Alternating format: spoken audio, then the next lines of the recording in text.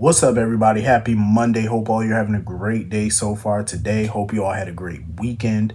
Getting into this episode of GH, let me tell you something. I am so not surprised that Cyrus was the one that murdered Sam. I'm not shocked.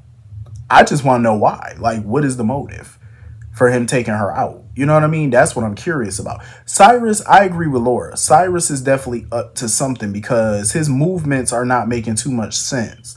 Him trying to lie to the people at Turner Woods and say that he was in charge of Lulu's medical care and move her to South Carolina. Um, like move her to a facility in Carolina and then killing Sam. What is all of that about? You know what I'm saying? Like, I'm curious now with his little devilish ass. Um, he ain't nothing but a wolf in sheep's clothes. That's all he is. And I just want to know, like, what is the end game with him? Like, what is he trying to pull? You know what I mean? Like, what are you trying to do, sir? I'm curious. Like, he got me intrigued now. And this is like the first time in a minute I've actually fully been interested in Cyrus Renault. You know what I mean? So if they're bringing him back to his evil roots, I think that's good because we need a good villain, and I think he would make a good villain. You know what I mean? We ain't got time for that gray area shit. If he gonna be a villain, let him go full on dark. Um, but I'm gonna tell you what, Dex just wrote a check his ass can't cash. Dex need to learn how to. He need to learn how to mute himself because I'm like, sir, you just put yourself in the crosshairs of that devil.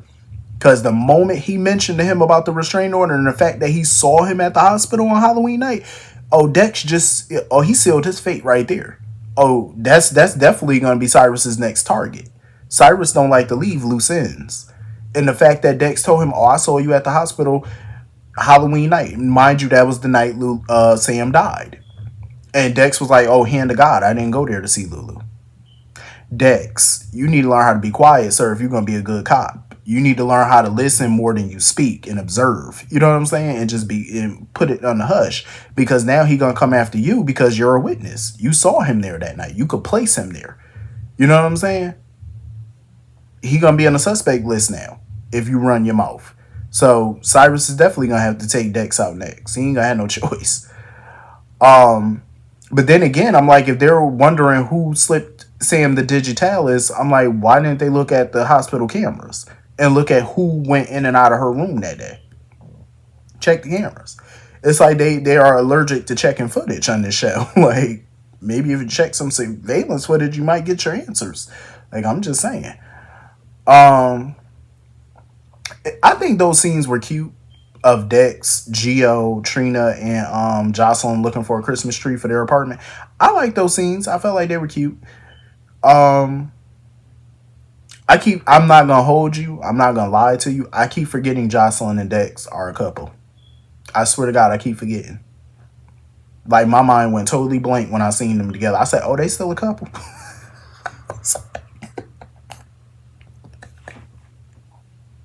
We haven't seen them. We don't see them interact as much anymore. So I'm just like, oh, and they finally, they just still just having sex every time they see each other. I guess that's the depth of their relationship. But I will give them credit. At least they were not talking about Sunny. I give them credit for that. Thank God. Move on from that. But I can understand why, Dex was feeling a little, down or whatever, because, when they were trying to get the tree and talk about the decorations and all that, it brought back some memories, not so good memories of past Christmases with his family. I can understand that. I totally get him on that. And, Geo has some past memories, some Christmas stuff as well. So I totally get both of them on that front. When Trina was asking Gio about teaching her about Italian, this fool, oh, I don't know much about Italian, but obviously we know what you know about violin, of course. This boy in that violin. Him and that violin gonna drive me nuts. I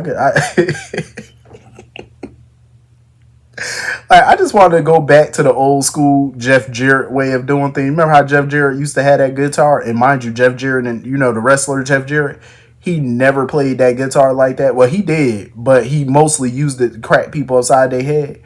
That's what I want to take Geo violin and just Like I'm tired of hearing about that damn violin and just put that stick where the sun don't shine. Um, Y'all know that little violin stick. You just yeah. I just poke his little eye out with that. I'm tired of hearing that damn violin. Uh, but yeah, I feel like death is around the corner for Dex. That's what you get when you shoot your mouth off. You know what I'm saying? I just feel like he not long for this world. Thanks for playing. It was nice knowing you. But he on his way to the upper room. Um, Moving on from that, but the person who I feel should be in the upper room is Kristina. Cause I'm sick of this effort. When I tell you, I could have jumped through that TV screen. I could have jumped through that screen. Everything about her irks my soul. And Sonny ain't doing nobody no favors by enabling her nonsense. Like he continues to enable. Oh, I'm proud of you.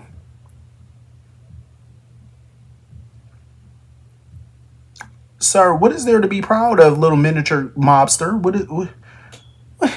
As a parent, that's what you proud of. Your daughter just running around acting crazy.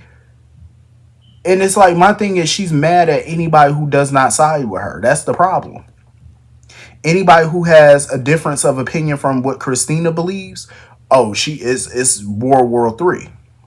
Like she got a whole beef with you. She got a whole beef with you. And I just feel like she's just taking everything out of context. So because Molly is ready to move on from all of this and she feels like it was an accident, that means she on Ava's side now. How you get that from that? She's not on Ava's side. She's on the side of let's move the hell on. That's the side she's on. She want peace. She don't want to keep going after that woman. You know what I'm saying? You tried her in court. The jury came back. It was a not guilty. Move on. So for Sonny to sit there, oh, I'm proud of you. The reason Sonny is proud of Kristina is because he liked the fact that she's morphing into him a bit with the revenge shit. That's what he liked. You know what I mean? I understand Sonny never wanted his children to be like him, but deep down, I feel like he do. I feel like any mob boss want their son to be like them or their daughter. You know what I'm saying? Want them to have that killer instinct. Want them to join up in the business at some point. I feel like every mobster has that inkling for their kid to take over. I don't care how many times Sonny said, no, my kid ain't gonna take over the business. He lying. Deep down, I feel like he not being honest. And the way he keep coddling Kristina and enabling her, you just want her to be a female you. You know what I'm saying? That's what he wants. And it's sad. And I know it must be nice for her to have a dad who could just hand you anything that you want, because this man talking about getting her a position in the coffee business. Then he talking about the youth center, and now he want to hand her Charlie's. And I'm glad they brought up Phyllis, though. I'm glad they brought up what happened to her, because I was wondering that for the longest. What the hell happened to Phyllis? So apparently she done moved back to, Nixon Falls and whatnot, which is understandable because they had no real use for her anyway. So, you know.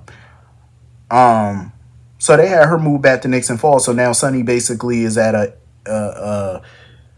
you know, at a crossroads of, well, I need to do something with this bar. You know what I'm saying? So his best idea is to give it to Kristina. Not to just let her run it, but he willing to sign over ownership of it to her.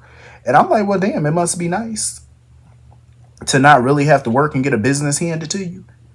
That I'm pretty sure if she wanted to change around and turn it into something else, I'm pretty sure he would give her the front money for it too. Like, Kristina's so spoiled. He's just straight spoiled. And for her to sit there and talk about she not gonna forgive Molly, and she meant every word she said about Molly not being Irene's mother. And I'm gonna keep calling that child Irene. I'm not calling her that silly ass name Adela. Oh, please. Sound like Adele. I ain't about to call her that. No.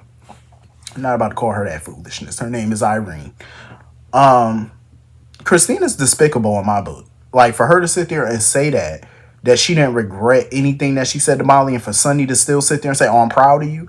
Sonny could go to hell too. The deepest depths of it. He can go. Because, like, seriously, you shouldn't be encouraging that foolishness. And this is why I feel like Molly and Kristina are going to be the girl version of Sonny and Rick. It's inevitable at this point. Kristina just don't learn. And Alexis, I understand where she coming from, but Alexis was pissing me off too because all this stuff that she was saying to Molly about how she felt the verdict was fair and you know all the stuff that she was saying, it basically made it seem like she agreed with a lot of what Molly was saying, but yet she don't have that same energy for Kristina though. All the stuff she was saying to Molly, she would never say to Christina's face. She wouldn't. She wouldn't say it to her face. Like she definitely would not. Um, and I'm glad that she promised to back off and not try to force them to reconcile as sisters. But I feel like that's going to be a lie. You know what I'm saying? At the end of the day, Molly and Kristina are grown adults. If they don't get along with each other, you just need to let that rock. All siblings are not, they're not going to get along. It is what it is. And if Molly want to cut her off, I say cut her off. She got my vote. Cut that witch off. Ain't no good coming out of being related to Kristina at this point. Because the problem with Kristina is she just want people to agree with everything she say when she knows she wrong. And it's a sad shame that Alexis can't even be cool with one of her daughters without Kristina feeling like, oh, mom is on Molly's side. No, mom is not on anybody's side. But that's still her daughter at the end of the day. You know? But it is what it is. Alexis is in the middle of it. And it it is what it is on that front. Um,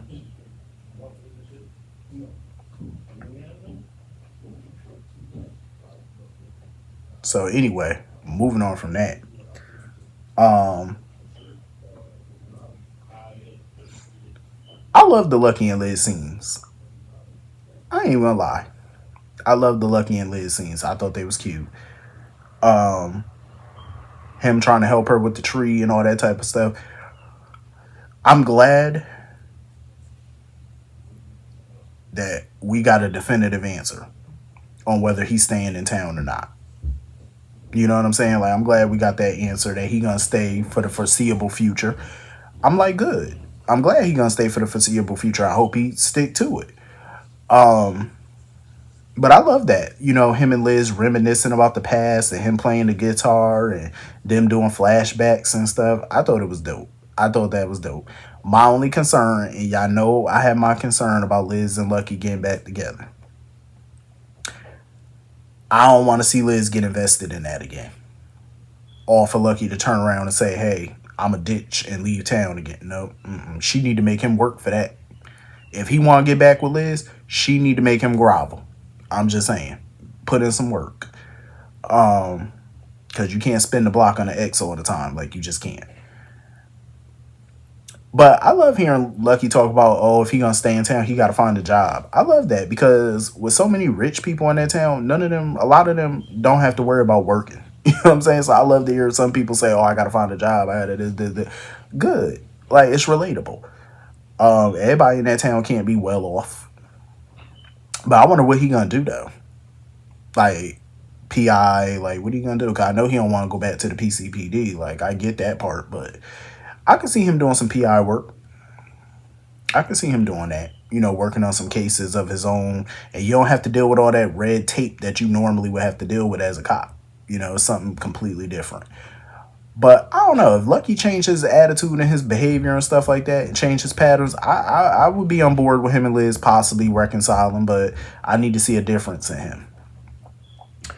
Um, so anyway, moving on from that, I love those scenes too with Laura and Martin. I love those scenes. It was good to see her bonding with at least one brother who's tolerable. Um, and I can understand, like they both was wondering what the hell Cyrus was up to. But I totally agree with Martin. Though at the end of the day, it is good that Lulu has a mother that can relate to what she's going through. You know what I'm saying? Coming out of a coma after some years, and you got a teenage kid and stuff. Like I love that. He mentioned that because that is true. Um, But with Martin being back in town, he need to put his efforts on finding out what the hell going on with Cyrus as. That's what he need to do. Like we need to find out what his brother up to and the foolishness and havoc he's about to cause. Um, but anyway, I think that's pretty much the entire episode. Hit the comment section, let me know what you all thought, and I will see you all later. Have a good night. Peace.